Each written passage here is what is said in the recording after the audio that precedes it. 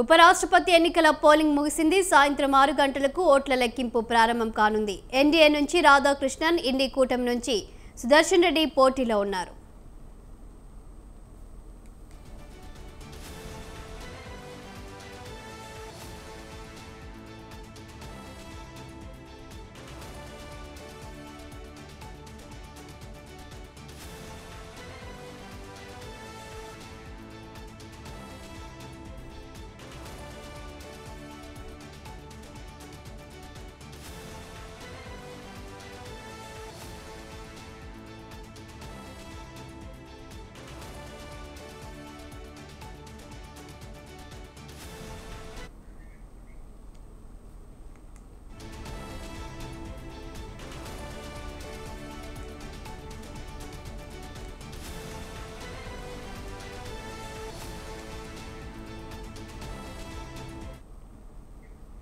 ఉపరాష్ట్రపతి ఎన్నికల పోలింగ్ ముగిసింది. సాయంత్రం 6 గంటలకు ఓట్ల లెక్కింపు ప్రారంభం కానుంది. ఎన్డీఏ నుంచి రాధాకృష్ణన్, ఇండి కూటమి నుంచి సుదర్శన్ రెడ్డి పోటీలో ఉన్నారు. దీనిపై మరింత సమాచారం మా ఢిల్లీ బ్యూరో చీఫ్ నవీన్ అందిస్తారు. నవీన్, చెప్పండి, ఎంపీలందరూ తమ ఓటు హక్కు వినియోగించుకున్నారా? పూర్తి డీటెయిల్స్ ఏంటి?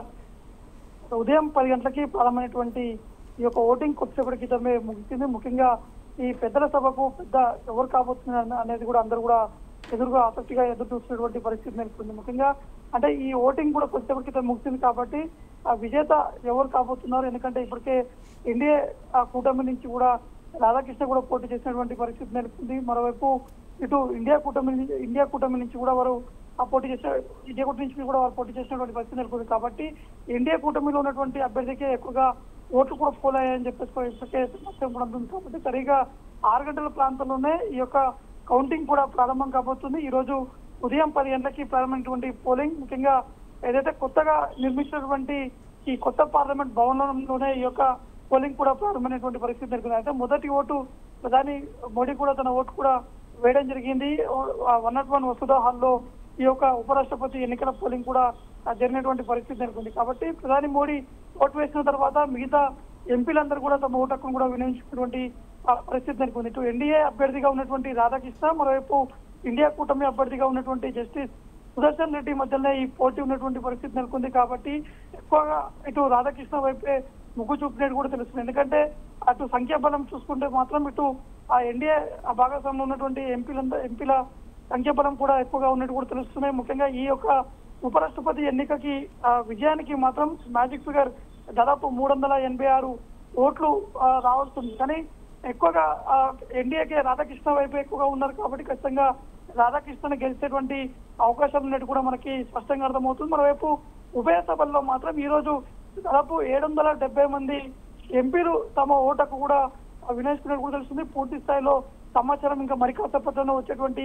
అవకాశాలు కనిపిస్తున్నాయి. కాబట్టి ఇందులో 542 మంది లోక్సభ ఎంపీలు ఉన్నారు, 228 మంది రాజ్యసభలో కూడా ఎంపీలు ఉన్నటువంటి పరిస్థితి ఉంటుంది. కాబట్టి ఆల్మోస్ట్ ఆల్ అంటే రెండు పార్టీలు మినహా మిగతా ఆ పార్టీకి సంబంధించినటువంటి ఎంపీలందరూ కూడా వారు తమ ఓటు హక్కును కూడా వినియోగించుకోవడం జరిగింది. ముఖ్యంగా బీఆర్ఎస్ పార్టీ స్పష్టంగా చెప్తారు, మేము ఎవరికి కూడా ఓటు వేయం అనేసి బీఆర్ఎస్ పార్టీ కూడా క్లారిటీ కూడా ఇచ్చినటువంటి పరిస్థితి నెలకొంది. కాబట్టి ఇటు ఈ రెండు పార్టీలు మినహా మిగతా పార్టీలకు సంబంధించినటువంటి ఎంపీలందరూ కూడా ఖచ్చితంగా తమ ఓటు హక్కు కూడా వినియోగించుకోవాలని చెప్పేసి కూడా ఆ పార్టీకి సంబంధించినటువంటి అగ్రనేతలు కూడా చెప్పడం జరిగింది. ఈ రోజు ఉదయం CM Revanth Reddy breakfast meeting కూడా ఏర్పాటు చేశారు.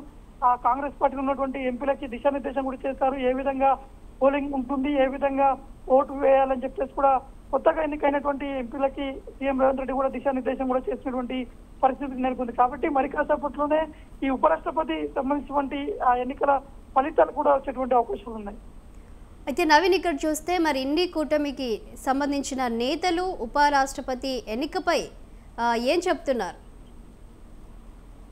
ఇండియా కూటమికి సంబంధించినటువంటి ఆ పార్టీకి సంబంధించినటువంటి నేతలు కూడా ఇతర పార్టీలు అంటే ప్రాంతీయ పార్టీలో ఉన్నటువంటి ఎన్డీఏ కూటమిలో ఉన్నప్పటికీ ప్రాంతీయ పార్టీలో వారికి ఉన్నటువంటి ఆ సంబంధాలు ఉన్నాయి. కాబట్టి వారితో కూడా ఆ సంప్రదింపులు కూడా జరుపుతారు. ఖచ్చితంగా ఇండియా కూటమికి ఈసారి ఓటు వేయని చెప్పేసి కూడా ఇండియా కూటమికి సంబంధించినటువంటి నేతలు కూడా వారిని కోరినటువంటి పరిస్థితి నెలకొంది. కానీ చూడాల్సి ఉంటుంది, అంటే ఈ పోలింగ్ సంబంధించినటువంటి విషయాలు చాలా గోప్యంగా ఉంటాయి. ఎందుకంటే పోలింగ్ జరిగినటువంటి సమయం కావచ్చు, లోపల ఉన్నటువంటి సమాచారం కావచ్చు, మనకున్నటువంటి సమాచారం ప్రకారం ఎన్డీఏకి ఎక్కువగా సీట్లు ఉన్నాయి కాబట్టి ఖచ్చితంగా ఎన్డీఏ అభ్యర్థి సుదర్శన్ రాధాకృష్ణ గెలుపొందేటువంటి అవకాశం ఉన్నాయి కూడా ఇటు బీజేపీ పార్టీకి సంబంధించిన నేతలు కూడా చెప్తున్నారు.